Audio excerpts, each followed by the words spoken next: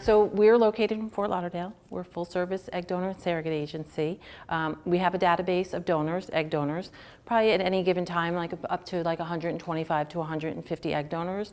Most of our egg donors are located throughout Florida. As far as if you're doing both surrogacy and egg donation, we waive the egg donation fee. There's no agency fee on that side. All of our egg donors, if they've never donated or they haven't donated in 6 months, we first run their AMH. So that just gives us a window to the clinic. The clinics want to see that. They typically like to see an egg donor AMH score of about 2.5 and above. So at least we're not wasting any time by sending them to the clinic and you're spending $300 to $500. We do that up front before there's any commitment to that egg donor. So we submit that to the clinic. As far as our gestational carriers, majority of our carriers live throughout Florida. We really try to stay in the region of Florida. We do have a few in Texas. We do have a few in Alabama, but predominantly in Florida. Giving us the availability to spend time with them, get to know them before we match them, visiting their homes. It's not a rush when we meet them. Actually, Amanda was delivered in August of this year. She was a gestational carrier. All of our carriers, it's a process. Our match time, it's not something that happens overnight. It's not something, it can happen in 2 weeks. It can happen as far as like 5 months. But within that whole time, we're also doing an extensive amount of screening on the surrogates. We do a comprehensive fertility workup on them. We're not obviously a clinic, but I do run a full comprehension fertility from their PAP, their STDs, their varicella, their rubella, their prolactin, everything and anything that would rule them out or slow the process down. I do submit it to the clinic, but the clinics do repeat because they are the clinics, and under the FDA laws, they have to do certain testing, but at least we have a window. If their vitamin D levels are low, we could start them on, under the clinic's direction, we could start them on vitamin D supplements. If they're not immune to varicella, yes, you could sign a waiver, but it's not advised. You don't want a carrier pregnant with chickenpox. So at least we know we could start them on that process. And all of that's done throughout the agency before you even meet the carriers. We also, within our agency fee, we also do the life insurance policy.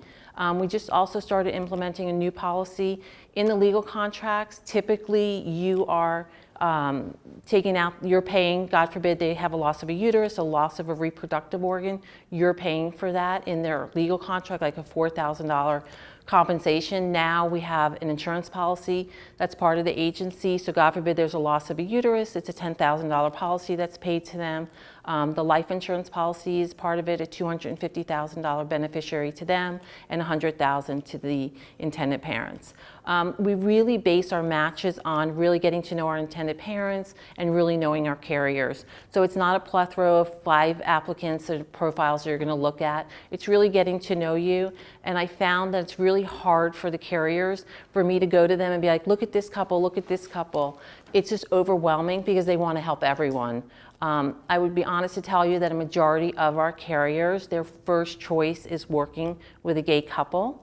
And that's the first thing a lot of times when I meet gay couples at the office, that's like so what about the carriers? I'm like, it's really their first preference. And they're like, oh, that's wonderful. I've seen beautiful friendships evolve out of this. The carriers go into this, there's no expectation that they could put on you as intended parents, but they just evolve as time goes on. Do you have any questions? Any questions? Any questions? So the life insurance policy and what is the loss of? If a sudden accidental life insurance policy, it's $250,000 to her beneficiary and $100,000 to the intended parents. And before there was also we also, God forbid, there's a loss of the ovary, fallopian tubes, or uterus. It's a $10,000 policy. If God forbid, there's a full hysterectomy and a $500,000, $5,000 on a partial, $10,000 on a full. Is that in conjunction with within all of the agency, what we do and provide within our agency fee. From the psychological, their background check. We do a skip trace national background check, so it's not just in Florida. We also do it on if it's a husband or an intimate partner. So that policy, like let's say there is a loss of a uterus, right? Say they have a cesarean section right. or something like that. Does it come out of that policy, or is that paid to her as well as the? No. I purchased the policy. if, God forbid, there's a hysterectomy, comes out that's, of that that policy. 10,000 pays to her directly. Nothing, typically for the norm, It's like a cushion to help protect. right, us. usually like up until this policy's only been out for maybe 6 months to a year prior to this policy being offered, intended parents, when drafting the legal contract between you and your carrier, they were putting in a clause if there was a hysterectomy, you out of pocket would be paying $4,000. So we no longer have to draft that. We now provide the policy for you. Thank you. Yeah, so, welcome, hi. Hi. Any questions? Any questions? Any more questions and stuff? No? But as far as, you know, the timeline, like I said, the big thing I'm sure you're well aware of is insurance. Is anybody international or is everybody local? Local, yeah, okay. So, you know, come open enrollment, as you know, is coming up. Once open enrollment closes, we get to a very limited situation. The probability of a carrier presenting herself with the proper insurance is pretty slim. Yes, she hopefully does have insurance, but they're very limited with exclusions. But we do have options. What's going to be this coming year? We don't know. You know, for 4 years we were using Humana, and now they have a huge exclusion where Florida Blue had a huge exclusion, and that's what we've been able to use. So nobody knows until we know when open enrollment happens. Once open enrollment does, you know, close, come, you know, usually there's an extension, so let's just say February, and then you have parents that, you know, there's no insurance situations. We go with a single embryo transfer, much cost effective. The baby's placed on your insurance at the time of birth. We do have options with backup plans if they have insurance. We have options of Lloyd's of London. It's a little expensive on that policy, and some intended parents will just go solely out of pocket. You know, an out-of-pocket birth from, you know, from the day they walk into the OB till the delivery is about $4,000 to an OBGYN. With a C-section, it's another $4,500. At the hospital, you're looking at another $4,000. So it's actually less than the insurance, but at the end of the day, having insurance is definitely the peace of mind and the route we really prefer to go with. But we do have options of backup plans in different situations. But again, until open enrollment happens, we don't know. What do you say open enrollment? Open enrollment starts in November for a January 1st activation, and usually there's a few, they'll do a couple extensions and stuff. I've seen them upwards of March sometimes for that, for open enrollment and stuff. And a lot of times the average, some girls, it depends on their income and stuff. You know, I've seen premiums as low as $169, upwards of $600 a month. You're responsible for the insurance for 2 months post-birth.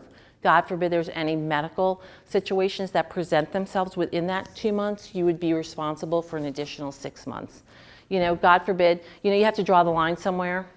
So that's where we ended at, you know, up to 6 months. And usually if something's going to present, it's going to present within that 2-month window. And from what point started the insurance for the girl?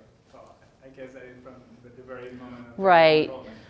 But in the case of the girl that doesn't get pregnant, let's say in 6 months after the Well, all of the carriers that we work with are committed to 3 embryo attempts within a year of the legal contract being signed between you.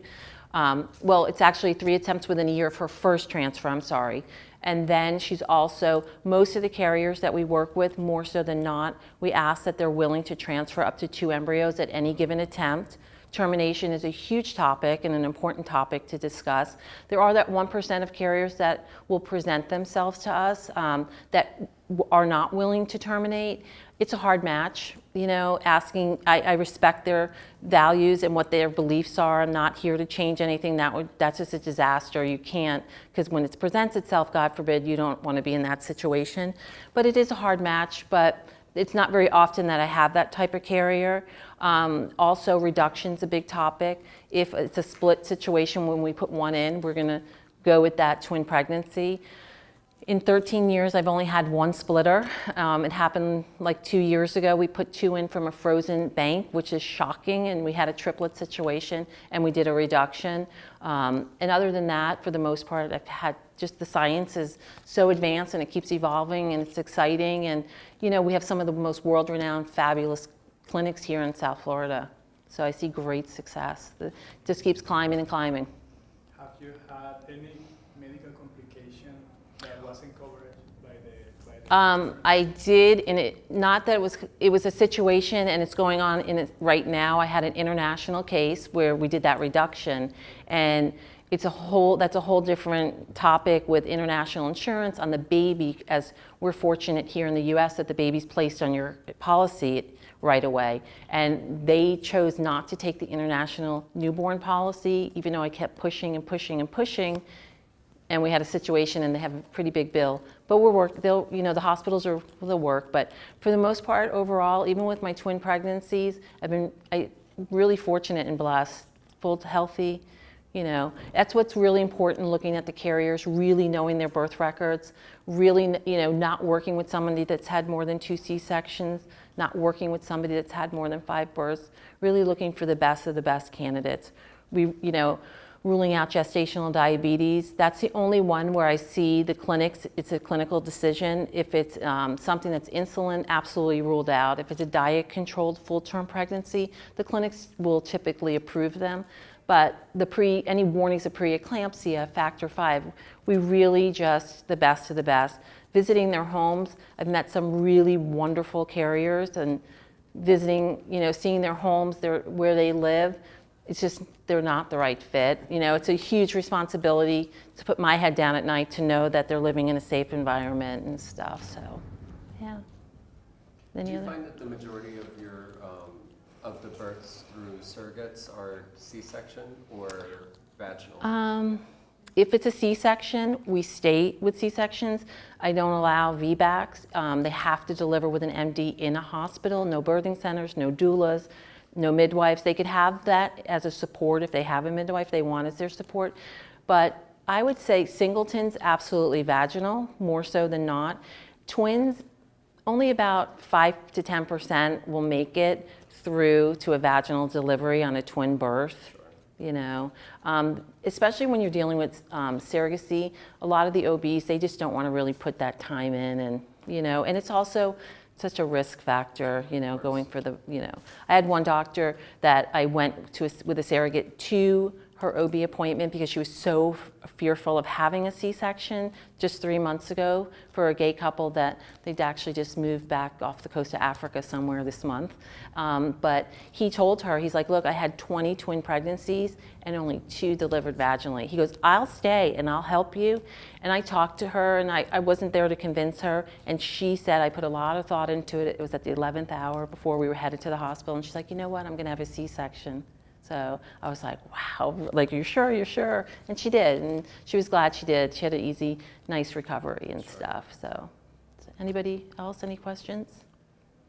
In the case with the triplets and they had to separate because you're gonna be the split, did they end up keeping the ones that were? Typically, we would reduce to a twin pregnancy. This situation, there's a world-renowned geneticist in Manhattan, Dr. Evans, that the surrogate was sent to. And just through studies and whatever testing he did and whatnot, we did unfortunately end up reducing to a singleton.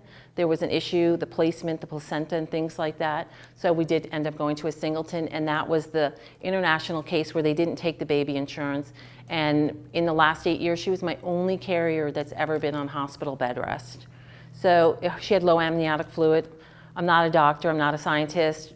I'm assuming there maybe was some correlation with that reduction, I don't know. But she did deliver, he was full term, but he just had a little issues like with the lungs and fluids and things like that.